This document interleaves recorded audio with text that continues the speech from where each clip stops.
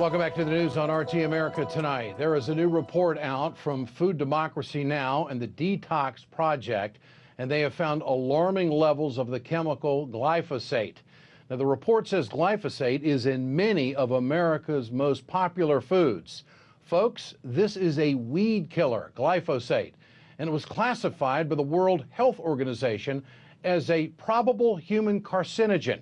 Joining me now to talk about this is Dave Murphy. He is founder and executive director at Food Democracy Now!, who issued the report. Dave, good to have you on tonight. Tell us, how dangerous is glyphosate? How dangerous is it? Sure.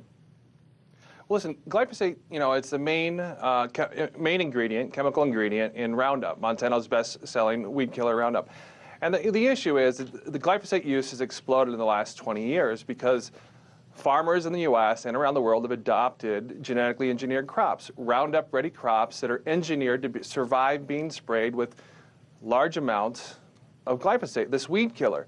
The problem really is, and we found this in these studies, we really had no idea where we were going to find or how much we were going to find, but it's very shocking that the highest level that we found is in Cheerios, General Mills Cheerios, which is one of the first cereals that a mother feeds their child at between ages 6 months and a year. And those levels found in Cheerios, which are 1,125.3 parts per billion, are simply off the charts. And the question really is, what is the U.S. government doing to protect the American people? And the quick answer to that is it appears not much, unfortunately. And when you look at the major food groups that it ends up in, how alarming is this? Should Congress take a second look at this? Yeah, listen, glyphosate has been on the market for 40 years. And you look at, what we did is a 1.5 year long investigation into the scientific research that the EPA accepted. We also studied the research that the EU, the European Union, used to determine what were the safe levels, what they're called as acceptable daily intake, or ADI levels, that the U.S. federal government allows. The U.S. government's number is almost 6 times higher than the EU, even though they relied on the same safety studies or the safety assessments to determine that level. So what we found in this new study with an FDA-certified laboratory, shockingly, the highest amounts that we found in this is really a first round of testing to understand how widespread Monsanto's weed killer is in our food supply. I'm from a small town in Iowa, and I'll just say this. It's the most widely used chemical in the Midwest. And the problem with that is Iowa has the highest rates of cancer. And like you said, last year, the World Health Organization, the most credible health organization on the planet, 17 of their scientists reviewed glyphosate and determined that it was a Class 2A probable carcinogen. Now, ironically, the Monsanto responds to these leading scientific experts and calls it junk science.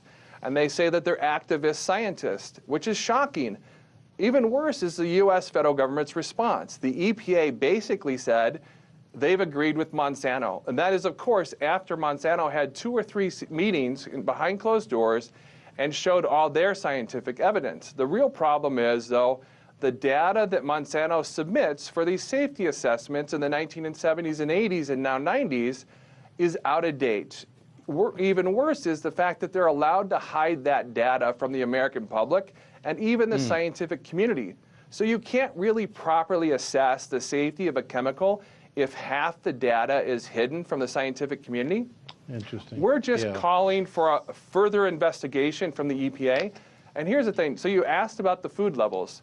What we really found is in 2014, General Mills, Cheerios, removed GMOs from Cheerios. So now we have the highest level on a product that does not contain GMOs, but it's because there's pre-harvest spraying of Roundup on oats and on barley and wheat to basically, it's a pre-harvest drying agent to get that crop off a farmer's field and sold to the market as soon as possible. There's no doubt a domino effect to all of this. Dave Murphy, founder and creator, executive director of Food Democracy Now! Appreciate your time tonight. I'm sure there'll be more research on all of this. Thanks so much.